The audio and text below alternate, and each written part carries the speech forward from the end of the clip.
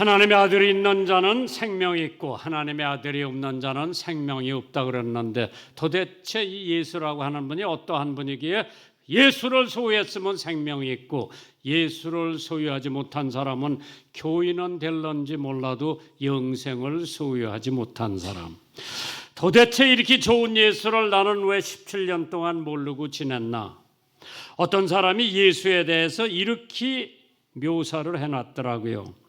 예수님은 예술가에게는 아름다운 분이 되시고 설계자에게는 머릿돌이 되시고 천문학자에게는 샛별이 되시고 요리사에게는 생명의 떡이 되시고 은행가에게는 귀중한 소유요 건축자에게는 확실한 기초고 목수에게는 망치가 되고 의사에게는 대의원이 되고 교육가에게는 랍비가 되고 농부에게는 씨가 되고 화원사에게는 백합화가 되고 법학자에게는 진실한 증인이 되고 자선사업가에는 말할 수 없는 선물이 되고 화학자에게는 능력이 되시고 조각자에게는 산돌이 되시고 학생에게는 영원한 진리가 되시며 죄인에게는 하나님의 어린 양이 되시고 군인에게는 대장이 되시고 전공에게는 빛이 되시고 나그네에게는 길이 되시고 목마른 자에게는 생명이 되시고 신부에게는 신랑이 되시고 음악가에게는 멜로디가 되시고 목마른 자에게는 생수가 되시고 나그네에게는 길이 되시고 그 예수를 왜 내가 17년 동안 몰랐나? 사랑합니다. 나의 예수님. 왜 우리가 예수 모르고 지냈는지. 7일 간격으로 세계에 제일 잘 알려진 여자 두 사람이 있었어. 그 사람들 이름이 뭐예요? 세계에서 제일 유명한 사람 두 사람이 일주일 간격으로 세상을 떠났어요. 한 사람은 수녀고 한 사람은 다이애나 왕세자비요. 요 두 사람이 일주일 간격으로 세상을 떠났어요. 죽었어. 그때 세상 사람들이 얼마나 놀래고 눈물을 흘렸는지. 바로 다이애나 왕세자비, 데레사 수녀. 그들의 생활을 보면 양극이요. 한 사람은 대영 제국의 많은 재산과 소유물을 가지고 있었고 한 사람은 자기 재산이 하나도 없는 사람이에요. 다이애나는 세상의 유명한 사람과 권력자들과 자주 접촉을 했지만은 데레사 수녀는 가난하고 병들고 아픈 사람들을 위해서 살았죠. 다이애나비는 마음속에 깊은 갈등을 느끼고 살았고 데레사 수녀는 마음속에 이해와 평화를 소유하고 살았대지요. 다이애나는 섬김을 받았고 데레사 수녀는 남을 섬기며 살았다고 했습니다. 다이애나는 세상의 왕세자비였고 데레사는 하나님 왕국을 섬기는 사람이었습니다. 많은 여자들이 다이애나같이 살고 싶었죠. 존경받고 사랑받고 돈도 있고 권력도 있고 누구 하나도 데레사 수녀 같은 희생, 중노동, 고독의 삶의 연장으로 살고 싶은 생각은 없었을 거예요. 그러나 여러분 가운데 이 두 사람의 생활을 택하려면 누구의 생활을 택하겠어요? 다이애나비는 교통사고로 세상을 떠났고 데레사 수녀는 오래 살다가 세상을 떠났는데 물론 두 사람의 장례식은 다 거대했습니다. 수녀의 죽을 때 세계 정상들 50여 명이 그 장례식에 참석했다고 그러죠. 그가 죽은 다음에 전 세계에 고아원, 수녀원을 100개나 세워놓고 세상을 떠났어. 오늘 여러분과 나는 누구의 삶을 통해서 살 건가? 데레사 수녀, 그 마음속에는 예수의 사랑이 깃들었기 때문에 캘카다, 죽어가는 사람, 캘카다의 나병 환자, 캘카다의 길에서 태어나서 길에서 살다가 길에서 죽는 사람들을 위해서 자기 평생을 바쳤습니다. 인생은 아침에 피었다가 저녁에 지는 것이 인생이라고 그랬죠. 인생은 너무 짧으니까 비루하게 살지 마라. 인생은 아침 이슬과 같다고 했습니다. 시편 90편 1절에 주여 주는 대대에 우리의 거처가 되셨나이다. 사람이 만일 온 천하를 얻고도 제 목숨을 잃으면 무엇이 유익하리요? 사람이 무엇을 주고 제 목숨과 바꾸겠느냐? 누가 말하기를 희망이란 무엇입니까? 마치 무지개를 잡으려는 어린아이와 같다고 그랬죠. 생명이란 무엇이냐? 쨍쨍이 해가 바다 위에 있는 녹아가는 얼음장과 같다고 했어요. 사람이란 무엇이냐? 부질없이 싸우고 다투고 골래는 어리석은 아이와 같다고 했습니다. 사람이 만일 온 천하를 얻고도 제 목숨을 잃으면 무엇이 유익하냐? 사람이 무엇을 주고 제 목숨과 바꾸겠느냐? 참 사람은 누구나가 다 부자 되기를 원할 거예요. 오늘 여기 모인 사람들은 다 부자 되기를 주님의 이름으로 축원합니다. 축원합니다. 누가복음에 보니까 4대 부자가 나오더라고. 누가복음에 12장에 어리석은 부자가 있었죠.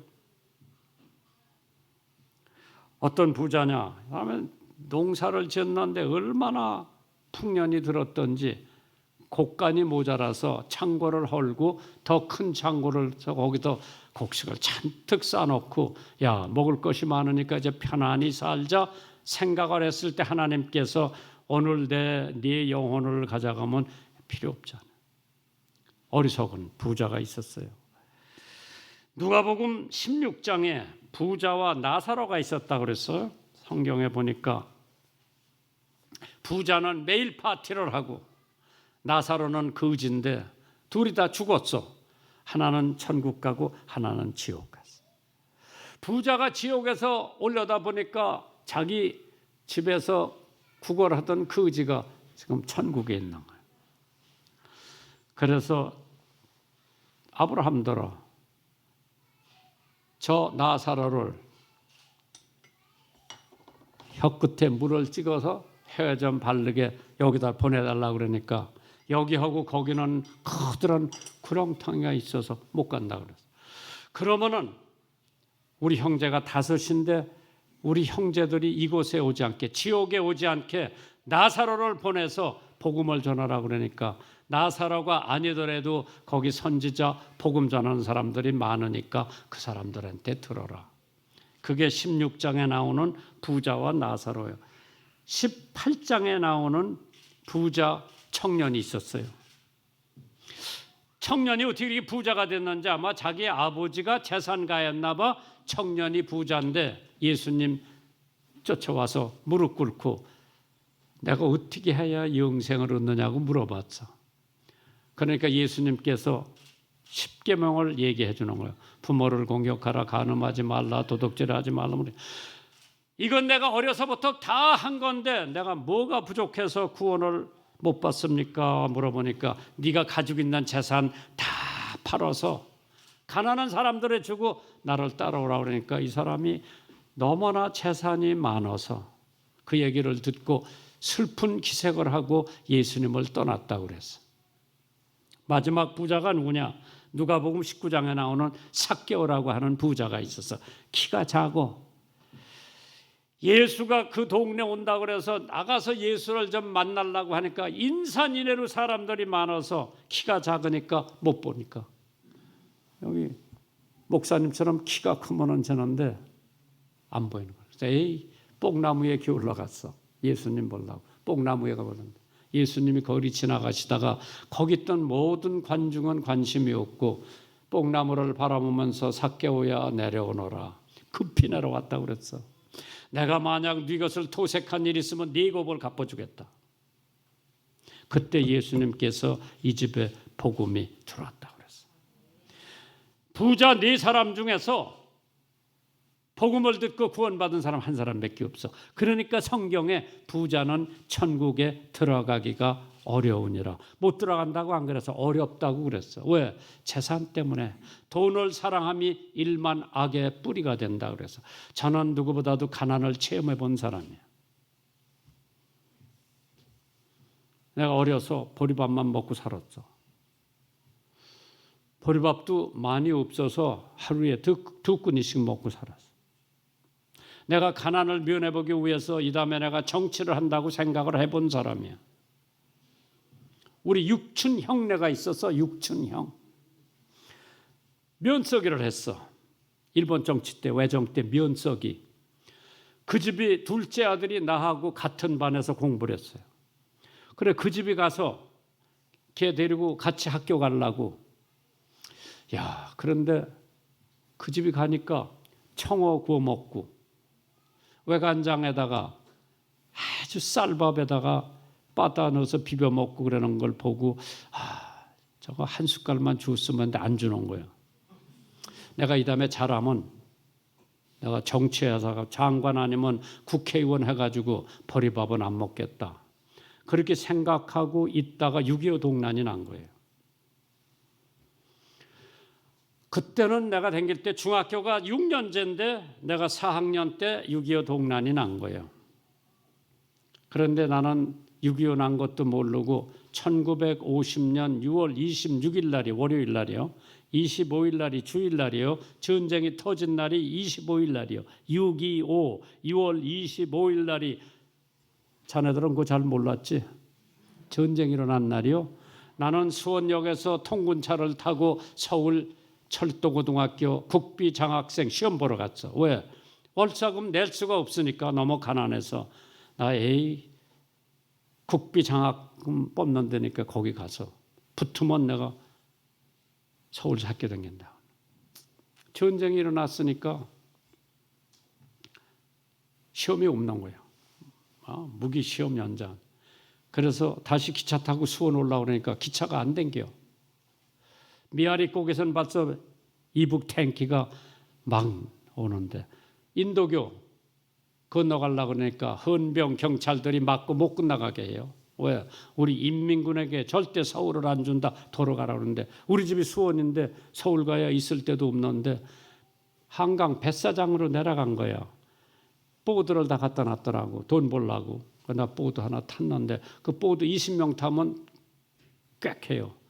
30명, 40명이 탔어. 강 건너가려고. 배림자가 배를 안 띄우는 거야. 내려라. 우리 정장로처럼 뚱뚱한 사람들 다 내리고 키 큰 목사님 같은 사람 다 내리고 저는 항상 키가 5번이요. 학교에서.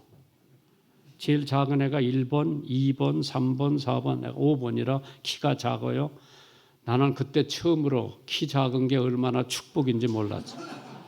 도광해서 걸어서 영등포까지 왔어. 영등포 역을 소련 비행기가 폭격을 하더라. 내가 그거 봤어. 내 눈으로. 피난 가려고 애들 데리고 가던 엄마 아빠가 애들 다 동댕이 치고 그냥 기차 밑으로 들어가고. 야, 전쟁이 무섭긴 무섭더라. 모두 거두절미하고 이제 우리 학교가 폭격 맞았어. 수원 농고가 폭격 맞았어. 수원 농림중학교 폭격 맞아서 학교 못 가지. 광교산에 나무하러 다녔어 매일. 그래 12월 중순경이 됐는데 광교산에서 나무 해가지고 왔는데 지게 버팅겨 놓고 보니까 수원 형무소에 미군들이 주둔하고 있어요. 형무소는 다 죄수들 다 어디로 도망갔지. 야, 빨리 지게 내려놓고 가서 촛불에 뜯어 먹자. 그때 미국 사람들이 오면은 자기네들 추락 타고 가다가도 초콜릿도 던져주고 그랬어요. 그래 얻어먹으러 갔는데 미군 키가 큰 사람이 휘타게 해파람 불더니 오라고 그러더라고. 가보니까 장작을 하나 보여주면서 이런 거 좀 갖고 오라고. 그러나 수원 변두리에서 살았어. 논두랑 꿰지지 말라고 박아놓은 말뚝들이 있어. 그거 쑥쑥 빼다 줬어요. 6.25 동란 때 빼놓은 사람이 임자요. 하나를 갖다 주니까 족구레 뜯어주고 레션이라는 게 깡통에 들은 게 레션 몇 개인데 그것도 주고 그 다음에 빨래비누, 세수비누, 담배, 양말 이런 거 주더라고. 그때 양키 담배 제일 비싼 게 쿨이라고 하는 담배요. 그 한 각 갖다 팔으면 그때 4,000원 받았어. 장작 한 짐에 1,000원도 안 됐어. 야, 내가 광교산에 갈 필요가 없다. 나는 이제 어디로 출근하는 거니? 미군 부대로 간 거예요. 또 불러. 장작도 갖고 오라고 그래서 부지런히 말뚝 갖다 빼다 줬어. 그러니까 날로 지키라고 그러더라고. 뭐 중학교 4학년이 날로 못 지켜? 불을 잔뜩 지피고 보니까 야, 자기네들 먹던 식기가 그대로 있어. 바켓에다 물을 대서 다 닦아놓고 구두도 흙투성이야 닦아놓고 담요 슬리핑백 구겨져 있더라고. 이거 다 털어서 볕에 널어놓고 그러니까 미군들이 너 넘버원이라고 내일 또 오라고 그러고 모레 또 오라고 그러고 또 아침 일찍 갔죠. 갔는데 한 일주일 지나니까 자기네들이 후퇴를 하는 거예요. 이제 일사후퇴라는 게 1월 4일 날 일사후퇴가 시작되는 거예요. 이미 벌써 북한에서 중공군이 내려오니까 미군들이 철수하는 거예요. 거기 있던 부대가 거의 다 이동해서 떠나고 한 서너 대 추억이 남았어. 다시 나머지 다 싣고 떠나려고 그러는데 그 미군 하나가 나더러 you go 같이 가자는 거라 나더러 잠깐만 기다리라고. 집에 막 뛰어와서 우리 엄마한테 나 저 미국 사람들 따라가서 영어 배우고 온다 그러니까 너 죽으려면 가라 그래. 우리는 전쟁 때 식구가 죽어도 같이 죽고 살아도 같이 죽으니까 가지 말라 그러는데 너 죽으려면 가라 그러더라. 나는 죽는다는 소리 못 들어서 가려는 소리만 들었죠. 막 뛰어서 가니까 마지막으로 떠나려고 커다란 미군 트럭 있죠. 그 뒤에 자기네들 짐 다 실었어. 다프백도 싣고 슬리핑백 뭐 이거 다 실었어. 그 뒤에 타라고 그러더라고. 그 뒤에 파묻어가지고 지금 남쪽으로 내려가는데 대전 지나서 대구 지나서 경산까지 갔어. 거기 사과밭이 많아. 대구 밑에 사과밭에 딱 내리더니 거기다 천막 치고 이제 내가 하우스보이 생활을 정식으로 하는 거예요. 저 원에 동그란 게 나요. 저 아래 있는 애들은 다 대구 아니면 경산에서 왔는데 내가 하우스보이 늦은 놈들이요. 왜? 나는 수원서 미군 트럭 타고 갔기 때문에 기득권이 있는 거예요, 내게. 이렇게 뭐 하우스보이 대레들이 엄청 많아. 야, 너 이리 와. 너 이리 와. 하우스보이 시켜줬어. 거기서 제가 미군 군인 사진 카러 파울스를 만나는 거예요. 그 사람은 옆에 천막에 있어. 저 사람이 나 영어 가르쳐 주려고 그러고 또 미국에서 온 캐들렉 같은 거 보여주고 하루는 나더러 너 미국 안 갈래 그러더라고. 그냥 인사를 하는 줄 알았지. 간다고 그래서 오케이. 언제 나한테 미국 무슨 학교 입학 원서를 갖고 오더니 여기다 네 사인만 해라 그러더라고. 그때 내가 영어 배울 때지. 김장환이라고 사인을 딱 해주고 주니까 그 사람이 나머지는 다 적어 넣어놨어. 그리고 보냈어 미국에. 3개월이 지나니까 입학 허가서가 온 거예요. 나더러 너 이제 미국 가야 되니까 나 안 간다고 그랬어. 왜? 우리 어머니가 나 막내요. 10명을 낳았어. 우리 엄마가 10명을. 거기 내 막내인데. 우리 어머니가 지금 벌써 내가 17살이니까 이제 나이도 많으시. 내가 43살에 우리 엄마가 낳았대. 우리 엄마도 주책은 주책이요. 왜 43살에 날 낳았냐? 그러니까 내가 벌써 16살 됐으니까 한갑이 다 된 거예요. 그러니까 쟤 보내가지고 다시 돌아오는 거 못 보고 죽으면은 철천지한이 된다. 못 보낸다 그러더라고. 그때 통역관하고 지프차 운전수하고 사진 파월스하고 나하고 타고 온 거예요. 미군 부대에서. 우리 동네 지프차가 하나 들어오니까 야, 동네 사람들이 다 온 거예요. 맥가더 장군이 온 줄 알았나 봐. 우리 엄마한테 통역을 통해서 아드님 내가 미국 데려다 공부시켜 주어서 돈 내보낼 테니까 허락해달라고. 그러니까 우리 어머니가 내가 이렇게 늙었는데 쟤 데려오는 거 보지 못하고 죽으면 내가 한이 되는데 못 보낸다 그러니까 사진 파울스가 우리 어머니 데려다본 할머니 제가 보니까 15년은 더 사실 것 같은데 아들 돌아오는 거 볼 겁니다. 15년 더 산다는 얘기에 우리 어머니가 그냥 데려가라 그러더라. 수속 밟았죠. 부산에서 수속 다 밟고 미국을 떠나는데 우리 어머니 돈 1달러도 나한테 유학 가는데 보태주질 못하는 거예요. 시장에 가서 창호지 부적이라는 게 있어. 부적 2장을 사가지고 여기다 꿰매주시더라고. 아파트에 신발주머니 가지고 흙 한 주머니를 넣어주시면서 이 부적은 너를 보호해주는 신이다. 잘 보관해라. 이 흙을 만약 네가 고향 생각이 나면 향수병이 걸린대요.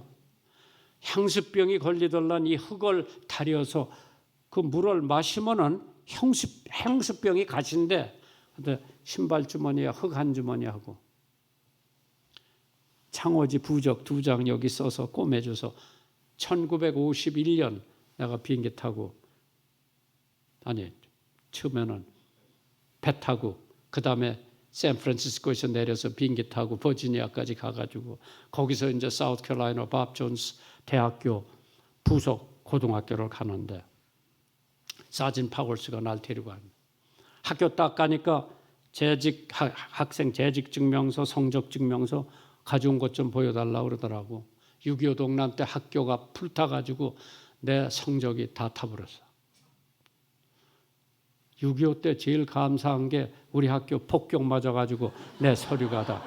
그때 그냥 뭐 농사 짓고 뭐 풀 비고 새풀 먹이고 뭐 하느라고 공부할 시간이 없어서 수학, 영어 형편없어요. 아무것도 안 갖고 왔어요.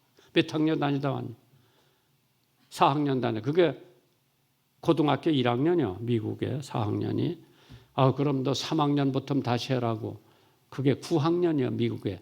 거기다 갖다 집어넣고 사진 파월스가 학자금 다 내고 기숙사비 다 내고 공부 열심히 해라고 그래. 그래서 끝바이 하고 가고 나만 거기 남아요.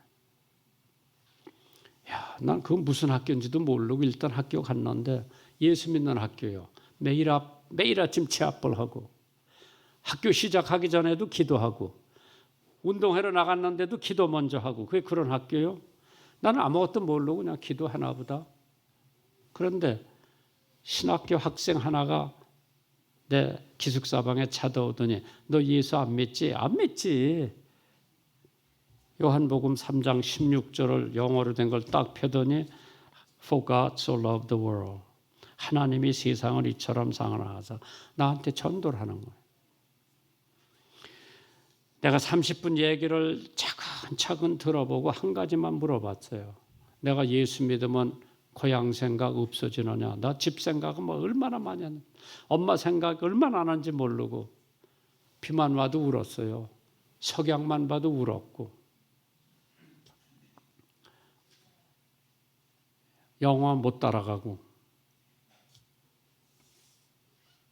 그 친구가 나더러 너 예수 믿으면 고향 생각뿐만 아니라 하나님께서 내 마음에 평안을 주시고 사명을 주시고 네가 공부도 영어만 배우면 제대로 할 거니까 예수 영접하면 넌 하나님의 자녀가 된다고 그러더라고. 내가 생각해봐서 야 믿져야 본전이다. 나 예수 믿는다 그랬어. 그렇게 나들 엎드려서 예수 영접하는 기도를 해라 그러더라고. 내가 기도를 해봤어요. 기도를 들어봤어요. 못한다고 그러니까 한글도 못하느냐고 그래서 한국말로. 내가 한번 해본다고 그래서 우리 둘이 침대에 무릎을 꿇고 하나님 저 죄인입니다. 용서해 주세요. 나 아는 대로 기도를 하고 이 사람이 기도를 하는 거야. 영어로. 기도 다 한 다음에 일어나서 나 포옹을 하더니 야 네가 진짜 회개하고 예수 영접했으면 넌 하나님의 아들이 됐어. 거짓말 같아? 딱 보니까 고향 생각이 언제 가셨나 싹 없어졌어. 내가 열심히 공부해야 되겠다. 열심히 운동해야 되겠다. 열심히 친구들 새겨야 되겠다. 하나님께서 1학기에 다 낙제요. 영어 못하니까. 근데 선생님들이 올려줬어. 2학기 때부터 완전히